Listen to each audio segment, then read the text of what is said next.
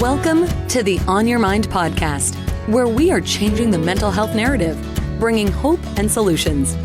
Here's your host, Timothy J. Hayes, psychologist.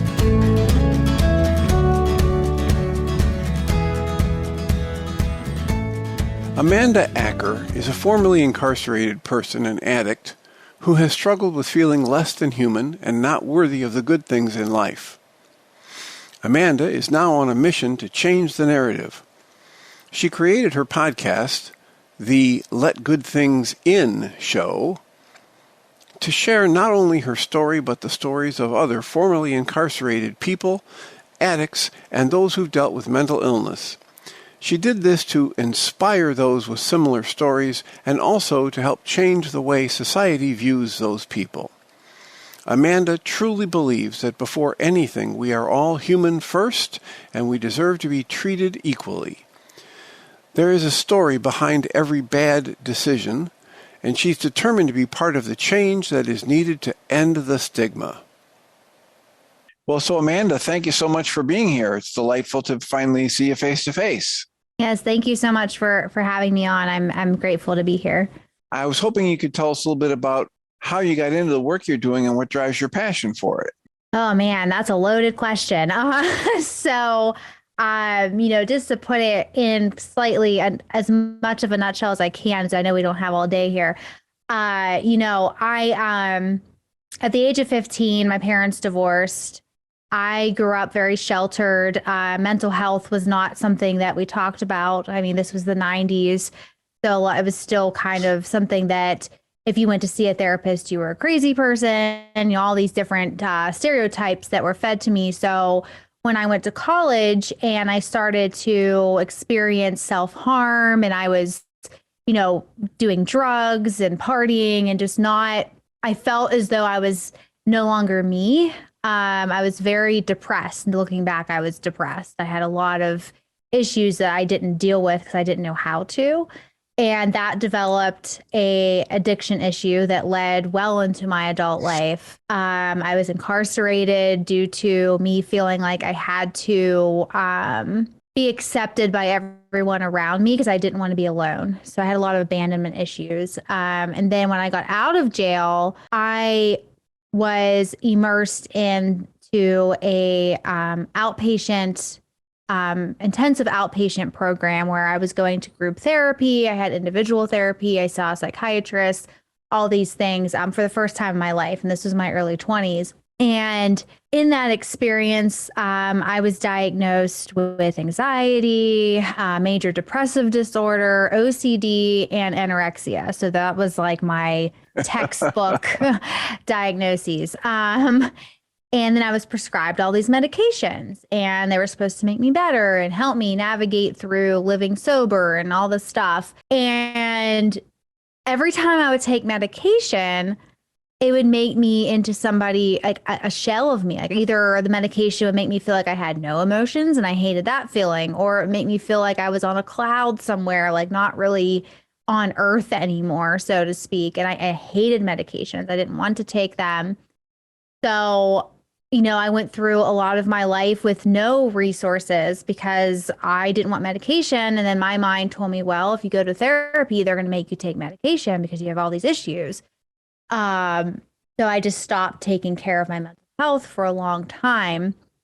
And if we fast forward to current day, and to answer your question, I started my podcast to share my story.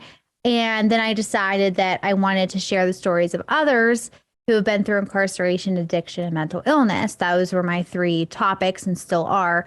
And through that process, in doing research and meeting different people from different walks of life and different diagnoses, I learned that there are ways to, stay grounded and still have, anxiety and OCD and things like that, but be able to survive without the medication part of it, through talking and through breathing exercises and through, going to therapy and just talking about it. My therapist that I've been seeing now for it's been about 6-7 months now. I've been seeing her, and when I first started, I explained to her, my past diagnoses, and she said that, oh, well, you should go see your PCP and take medication. I told her, well, no, I'm not taking medication. I don't want it. I don't like the way it makes me feel.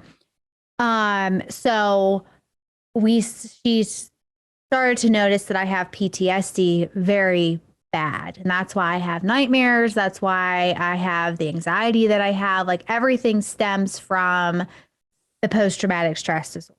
So now we're doing exposure therapy, and it has been the best thing that I've ever experienced in my recovery. I've been sober for probably over 3 years now. And it's just been, and I do the podcast because I want to share with the world that there's different ways to deal with things. Like I've interviewed people who do take medications, and that's their coping mechanism that works for them. And that's fine. But there's also other ways to deal with anxiety, PTSD, and all these things that a lot of times, we're told we have to, be medicated. And I just want to share with the world that, there are different ways, and we can recover, and we can choose to recover in the way that works for us. So I hope that answers. Yeah, absolutely. And, it's important that what we're doing here in the On Your Mind podcast is very similar. We're trying to get people to understand there are a wide range of things to do and that need to be done for an individual to have a healthy, well-rounded, joyful, productive life. And as Dr. Mark Hyman, who's a functional medicine specialist, would say, this isn't rocket science. We've known for a long time that to have a healthy life, you need more than just clean food and clean water and sleep. You also need a sense of belonging, a sense of connection to community, a sense of purpose in life, a sense of love in your life. And if you start taking care of those things in a coordinated effort, it's possible for most people to have a healthy, loving, joyful, rewarding life. And if those things start to get out of whack, and you know that you're going to look at those various aspects and are given tools to treat things like the trauma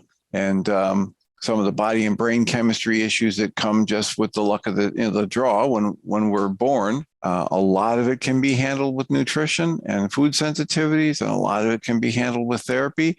And there are people who just get tremendous benefit from the medications. But there are a lot of people that don't, right? So if you're on 3 or 4 medications and you still feel like your life is a mess, we're trying to let people know there's all kinds of other good stuff to do. So you mentioned exposure therapy. Is there a way for you to describe for the audience what that looks like for you, how it's panning out in an individual session? Yeah. So exposure therapy, before I actually dove into it, I thought I had to look at pictures and things, but that's not what it is.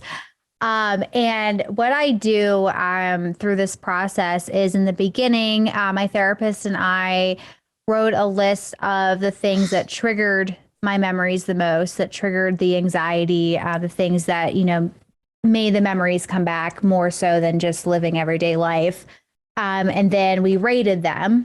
Okay, so this one is out of 50, this was 40, 30, 20, and down. And then we started to, what I do on our sessions is I record myself telling the traumatic experience. So this is a relationship. So I'm telling the story of this relationship that is causing all this post-traumatic stress disorder in my life. And then after the session, after I tell my story and it's recorded, I stop recording. And then we'll talk a little bit about it. And then I pick what I want to do as I forget what the word is. Is it I don't know, outside of session exposure. So it's me deciding, okay, do I want to read this, look at this, watch this, these things that trigger me. And I have to do that every single day. And then I have to listen back to the recording of me telling this story at least once before every session. And what's happening is habituation. So I'm starting to lose some of that emotional attachment to the story. And like they say, if you say a word over and over again, it loses all meaning. That's the point, and it's helping me to be able to function And just recently I had this epiphany through this process that I don't need substances to enjoy life, because I smoked marijuana since the age of 18. And whenever I stopped drinking and all the other drugs, I thought, well, how am I going to handle my anxiety? So I was prescribed medical marijuana. So I was using that to kind of curb some of my anxiety and PTSD symptoms. And what was happening a few months ago, I noticed I was using it as a crutch. I was just high all the time. There was no, it wasn't healthy anymore. And it probably never was for me being an addict. So I decided to put down the vaping of it. But in order to sleep without nightmares, I was taking THC pills. So I would take one a night and go to sleep and not have nightmares. But through this process, I actually got COVID a few weeks ago, and I wasn't taking them when I was sick. I was sleeping regardless if I wanted to or not.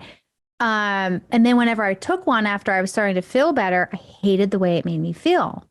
It was just I just felt gross. I was like, I don't want to feel this way. And what I noticed is I stopped taking it and I don't have the nightmares anymore. I have troubles falling asleep. That didn't go away. But through the exposure, and my nightmares were always about this particular person. And now I can sleep through the night, but there's no substances involved. I'm not taking a pill. I'm not taking a pharmaceutical or marijuana. It's just natural peace. I don't know how to explain it. And breathing exercises are a part of it too, like learning to control my nervous system, like breathing in, counting to 3 and slowly breathing out. And that it's just been a tremendous experience. So that's what it is, and kind of parallel to my experience through the process. I'm still in the process, so I don't know what the end result might be, but that's where I'm at right now. Wonderful. Well, we teach that the breath and gaining some control over it, using the voluntary control, is one of the best ways to get my body to understand that I'm not really being threatened. It doesn't have to go to fight or flight. It doesn't have to release all those hormones and adrenaline. And so that is, more and more people are finding that it's extraordinarily useful to practice breathing exercises and then pair them with these various therapy techniques like the one you're describing. And what we know is that years ago, when I was in a therapy training for trauma, somebody said, if you're cruising along in life and you're fairly healthy and reasonable relationships and functioning, and all of a sudden this horrible trauma happens, and in an instant your life has changed, why would the psychiatric and medical profession say, well, that's it, trauma's happened, now you're stuck, you're going to be that way the rest of your life? If my brain could change, if my internal functioning can change that dramatically in an instant, why can't it go back in a similarly short period of time? And that led to people start to developing these research-based techniques for shifting the brain functioning, the value that we put on certain thought patterns, how that generates our emotions, the emotional connection we have to certain memories, things that have come on board or online in the research since then and are very, very practical in therapy sessions include things like memory reconsolidation and this exposure work you're doing, and EMDR and brain spotting, and the list goes on and on. People are doing more and more of this, and no one thing works well for everybody, but by the time you're done looking at all of these different things, there's a broad percentage of people that are benefiting and resolving their trauma if they're willing to do something other than just hide from it. And it's hard. It's not like I go into these sessions excited. I hate doing it. To be perfectly honest, I hate telling the story. I don't like the emotions it evokes in me. But I notice that each time I do it, it gets less and less scary, and more things are coming up that I had forgotten about in telling it over and over again. It's like, oh, wait, I forgot that happened, and it's letting my brain release it. And that's what needs to happen in order to get through it. Right, because it's in there. And every time it gets activated, it's driving either your perception and or your behavior. So, while we understand, I don't want to go look at this, this is unpleasant, if I won't look at it, I'm dragging it around with me everywhere I go. So is there another aspect of your own therapy that you would say has been particularly helpful? I like having somebody that's not my friend or family to talk to about things, because yes, I talk to my husband about literally everything. He's like my best friend, but at the end of the day, I need a third party perspective on certain things, or maybe I've told him the same thing so many times he's tired of hearing it. So it's very healing for me to know that there's somebody else that I can go to with these issues that I have in my everyday life, and get advice from somebody who, is completely biased, or unbiased. Yeah.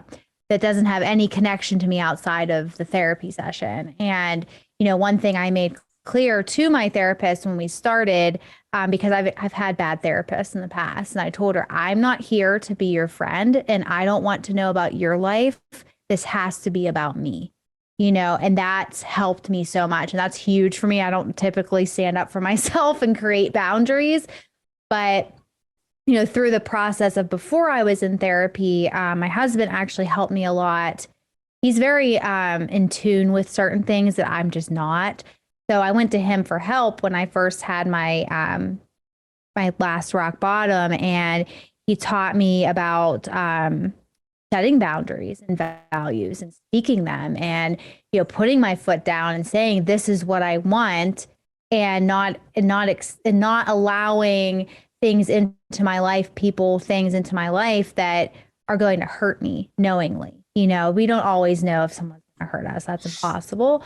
But there are certain warning signs and character traits. Like, I don't hang out with people who, party and drink all the time, because that's not healthy for me. And it's creating these boundaries. So in therapy, I put that boundary up because I've experienced therapy in the past that didn't help me, because all the person or therapist was doing was comparing my life to theirs. And that's not helpful, for me. It could be for somebody else. I don't know. But for me, that didn't work.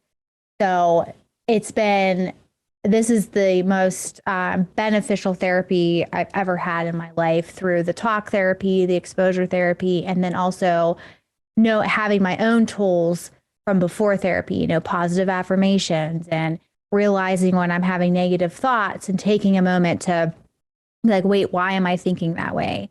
Why do I feel I'm not good enough? Is there proof?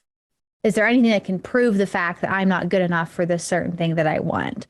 As I've lived my life in that fight or flight mode since I can remember. So it's foreign to me to not be in that mode, so it's keeping myself grounded and aware of what's real and what fear really is. Because fear, unless my life's threatened, it's not fear. It's not like if I do it, something horrendous is going to happen. It's just that it's uncomfortable. So it's getting comfortable being uncomfortable. But that. Yeah, getting some balance and limits. One of the things you said earlier was about the setting of boundaries. Mm-hmm. And the way I've talked about it to people for years is that anybody can do something abusive towards me. I can be walking down the street and somebody can throw something at my head, or insults or whatever. I can't prevent that. However, I have to actively participate in an abusive relationship pattern. So when I start to uncover, understand, do some research about what's a healthy relationship communication pattern, what's an unhealthy, what's an abusive, and there are books out there titled Boundaries. Cloud and Townsend did that very popular book on boundaries. There's a book out there on the verbally abusive relationship, How to Recognize and Respond, by Patricia Evans. There's the Codependent No More book by Melody Beattie. And there's really good descriptions in these books of abusive patterns and how we fall into them and what we might do to get out of them. And for those who are willing to have a better life, there's some really good things you can learn just in terms of the patterns. And then, of course, as you're talking about, there are other techniques, and there's good therapy that can be done. So congratulations to you for being willing to turn and look at the difficult things that each of us needs to look at to make our lives better. Thank you. Yeah, it's not something that, like I said earlier too, it's not easy, but old Amanda would never have done this because I was so stuck in self-sabotage and feeling not good enough. Like I'm a felon, I'm an addict, I would just label myself, and there's a part of me that wishes I would have done this sooner in my life. But at the same time, like this is something that now that I've experienced all those things and I'm here now, that I can help spread this word to people who may be still in that shame cycle that I was in, help them get out of it sooner. And I think that's my purpose. It's my purpose to be here to spread that word. Wonderful. Now, you mentioned old Amanda. And in my mind, I say, okay, so do you have a line of demarcation, or was there a defining moment for you that helped you understand it's time to switch out of the old pattern that Amanda was doing into a new pattern that Amanda can do? Yes. So this was about 3 years ago. I had this job that I thought was my dream job. Like it was everything to me. But I lost the job and I almost destroyed my marriage during this employment. I was doing things that were completely out of character and just sabotaging myself. I don't know why. But when I lost the job, I was sitting in my closet crying. I was by myself. Nobody was home but me. And I just told myself, well, I just need to die. Like, I just need to end my life. Like, I don't know what I'm doing anymore. Like, I keep ending up here. I just kept ending up alone, crying in a closet, in a corner, wherever. And I didn't understand why. And I was so sick of people hurting me and just being used and abused and you name it. But in that moment, I had this, I don't know, spiritual awakening, epiphany, however you want to label it, that told me that I needed to keep going and I needed to do the hard work and figure out who I am. Because guess what? I was the common denominator in all of these scenarios that happened throughout my life. Nobody did it to me. Nobody, there were some situations that weren't, I was not at fault for in some degree, but I made the choices that led me to those situations. Nobody made me get into that abusive relationship. Nobody made me make the choice that got me incarcerated. And I had to really look at that. And that was the moment where everything changed. And my life has drastically gotten better since then. In 3 years, we moved out of the apartment. I'm living in this dream home. My marriage is better than it's ever been. I'm better than I've ever been. I'm sober. I'm just living life the way I always dreamed of living it through that experience. And that was what the turning point. Powerful. Well, congratulations again for that. Much of what you were saying there reminds me of James Purpura, who wrote a book. I think the title is Seeing is Not Believing. Perception, seeing is not believing. And he had a very similar story. And when he got out, started taking more and more 100% responsibility for what he was thinking, feeling, and doing. And it was the beginning of his learning all kinds of good stuff to turn his life around. If you think back to the interviews you've done on your show, what are some of the more powerful people that you have interviewed or lessons that you've taken from the interviews you've done? Well, as you know, I interviewed Mark Haddis, and that was one of my favorite interviews because Mark, I never met anyone prior to him who was diagnosed with bipolar in the manner that he was diagnosed. I mean, he went through almost a lot of his life without this mental illness. And then to not be on any medications, like it just, surprised me. And it was so interesting to talk with him. But what I learned from him was a sleeping thing with nightmares. And, he taught me to, he said, I forget who it was that taught him this, but then he shared it with me and my audience, was about, taking those monsters from your dream and turning them into something else. And that was just pivotal for me because there's a lot of, I don't know if to call them demons, but nasty things that our brains produce when we're having bad dreams, and to look at it differently in that manner. I never thought to do that. So that was a huge learning for me. And then also he taught me about I have sleep problems, obviously. So sometimes I can't fall asleep and I'll just be up. And then you know how you sit there and you go, oh, like, and now if I fall asleep now, I'll get 2 hours of sleep, 3, whatever.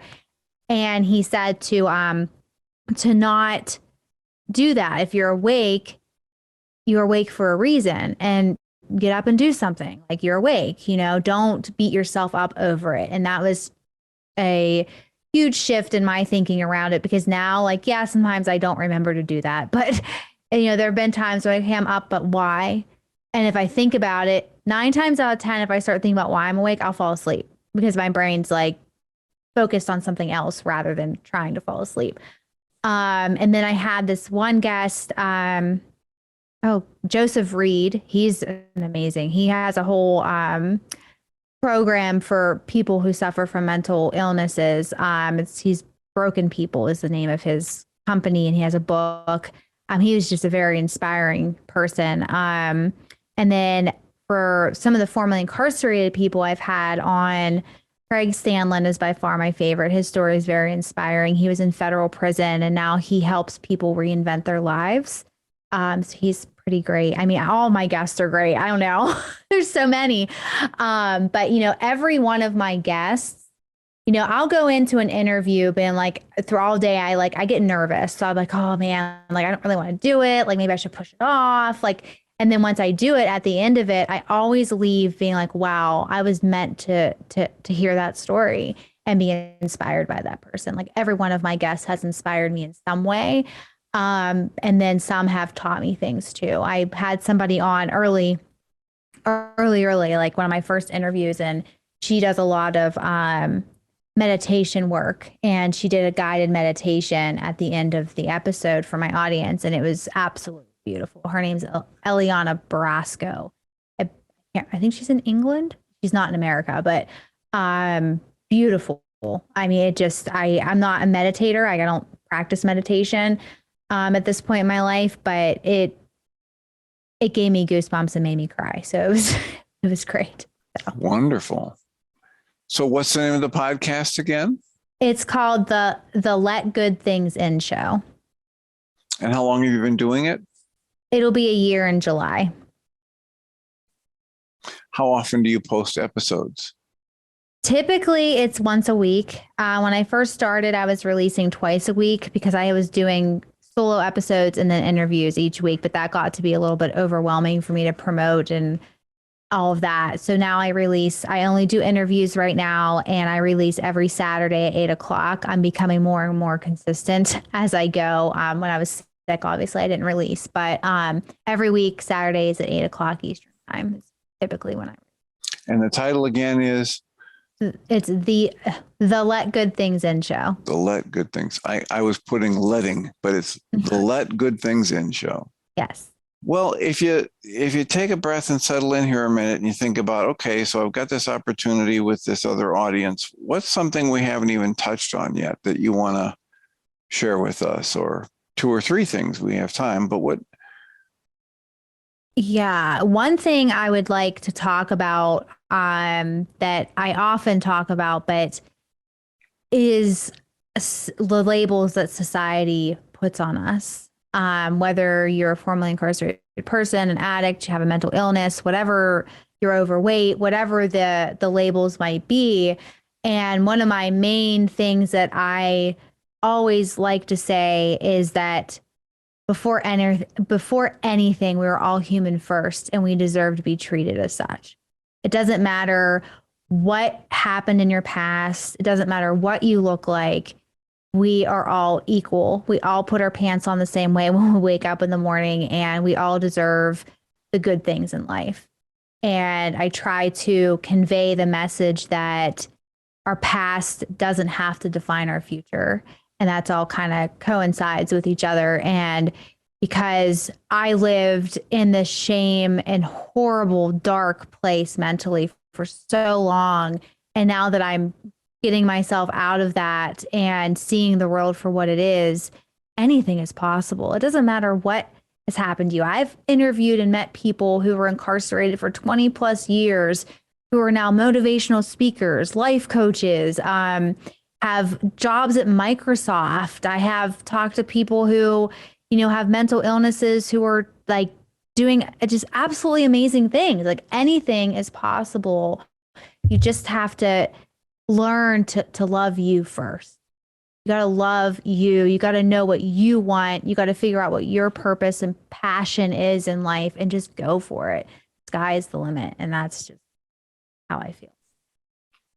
Wonderful. Yeah, perfect. The labels, Krishnamurti would say over and over again, the word is not the thing. Mm-hmm. And you are not what you think you are, and you are not what anybody else thinks you are. What else? What's another aspect of your life or the work you do? Or one thing that I haven't talked about this in a while is I'm a huge fan of affirmations. They helped me before I started therapy again and all that when I first had that pivotal moment in my life. Telling myself positive things all the time. Waking up in the morning, I'm when I'm in the shower and telling myself, you don't even have to say them out loud, just think them. I mean, whatever works for you. Like, I am good enough. I am strong, mentally and physically strong. I can do, you know, one of my favorite affirmations is, I don't even know if I can remember it right now. I have a favorite one. Maybe it'll come to me. it'll come to you. Yeah. And, you know, just telling yourself these positive affirmations, and you know, when you have they're not, it's not like you say a positive affirmation your whole life's going to change, but it's a step in the right direction to help stop the negative self-talk, because I was consumed with negative self-talk. I mean, I was so mean to I still am mean to myself, but like I was abusive to myself, let's put it that way.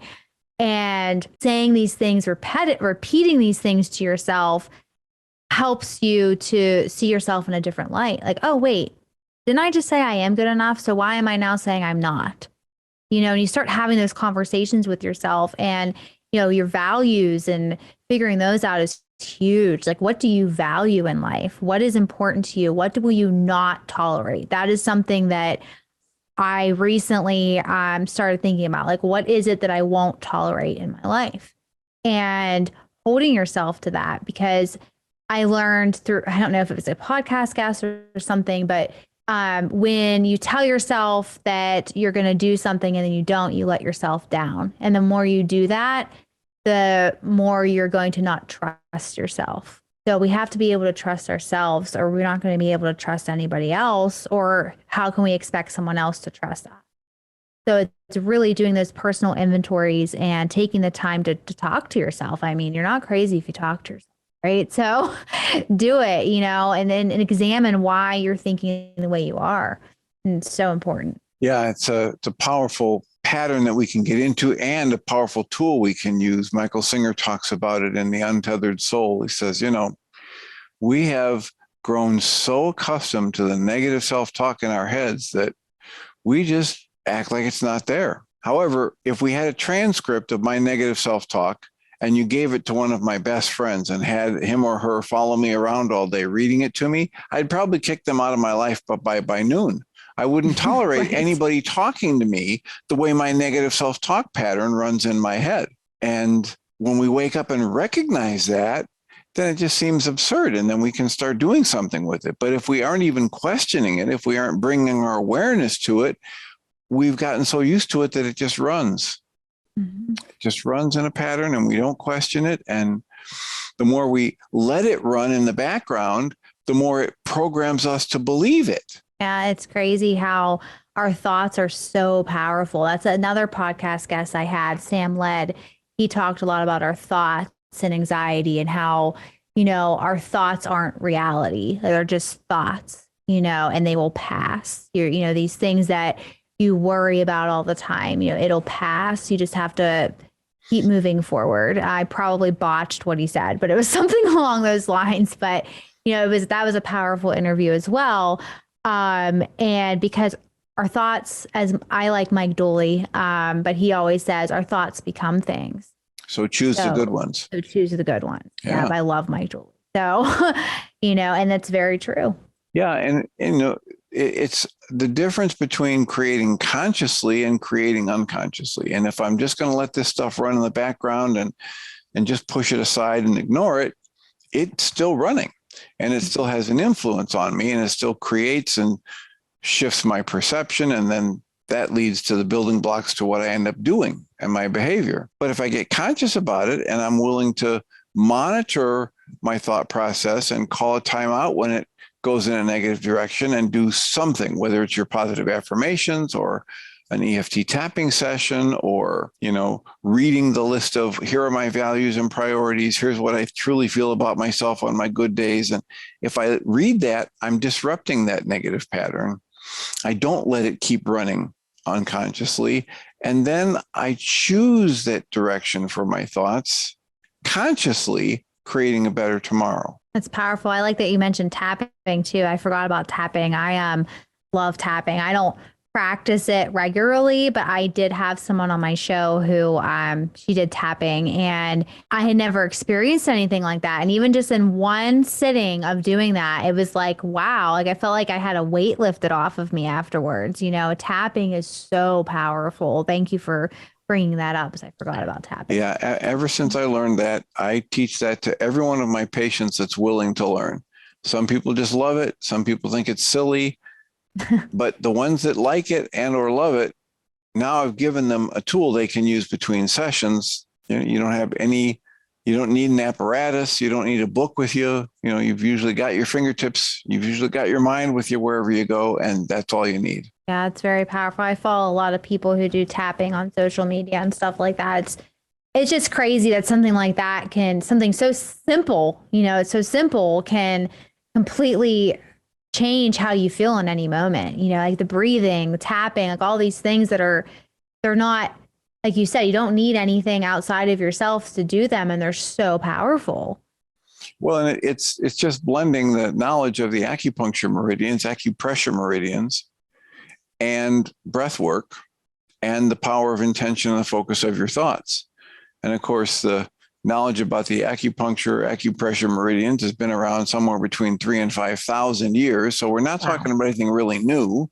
We're just talking about somebody by the name of Gary Craig, who'd taken a whole series of very expensive proprietary energy medicine techniques. And he said, wow, this is really powerful. This is really effective. But then he had this kind of a God moment where he realized, I don't think it has to be that complicated. So he created the EFT tapping and put it on the internet for free. He put up an 80-page PDF file long before we had video like this, and there weren't any videos up. There was no YouTube and all that good stuff. And it's free. And you can download the PDF file and read. And there was a 12-page segment in the middle of that I used to just make copies of and give them to patients if they were willing to learn it. And we'd do the tapping in the session. I'd send them home with the PDF file or a hard copy of the 12 pages in the middle. Many, many lives have been transformed from the use of that tool. And there are people like Brad Yates who are just staying very close to what Gary Craig did and then expanding on it in a very useful way. And his YouTube channel has millions of views. Wow. YATES, Brad Yates. I recommend that to people these days because it's right there. Almost everybody has their phone with them wherever they go. And you go into YouTube and you type in Brad Yates, and then you look for the one that says how to tap. There's like a 7 to 9 minute video on what the EFT tapping is and where you tap on your face and body and fingertips. And then you can type Brad Yates anxiety, Brad Yates sleep, Brad Yates back pain. And there's just this beautiful resource of YouTube videos available. I'll have to check that out. I wrote his name down. Yeah, he was an actor who thought he needed something to fall back on. So he started doing he took hypnosis training, became a hypnotherapist. And then he found out about Gary Craig and took a training with Gary Craig and found out that most of his sessions with people were more EFT tapping and a little bit of hypnosis at the end. And then one day he got the idea to put a video on YouTube, and it was either, tap of the morning, a play on words for top of the morning. And a little bit later, he thought that would be it. Just do one toss off interview or YouTube video. And a little bit later on, somebody said, why don't you do another one? Maybe tap of the evening. Now he's got over 1,000 videos and it's just taken off. And something like that, in my opinion, doesn't take off unless you're pouring all kinds of money in it to advertise it, which he didn't, or it's just really useful. People are getting really good results and telling other people about it. So I realize we're running close on time here. I am very grateful that you would share with us. One more time, the podcast is? It's called the Let Good Things In Show. The Let Things In Show. No. The Let Good Things In Show. Yes. It'll be in the links in the description. We won't screw it up there. We'll get it all out there for you. Well, I thank you so much for joining us and sharing your story, and I wish you all the best as you move forward. Well, thank you so much for having me on. I really enjoyed the conversation. Blessings.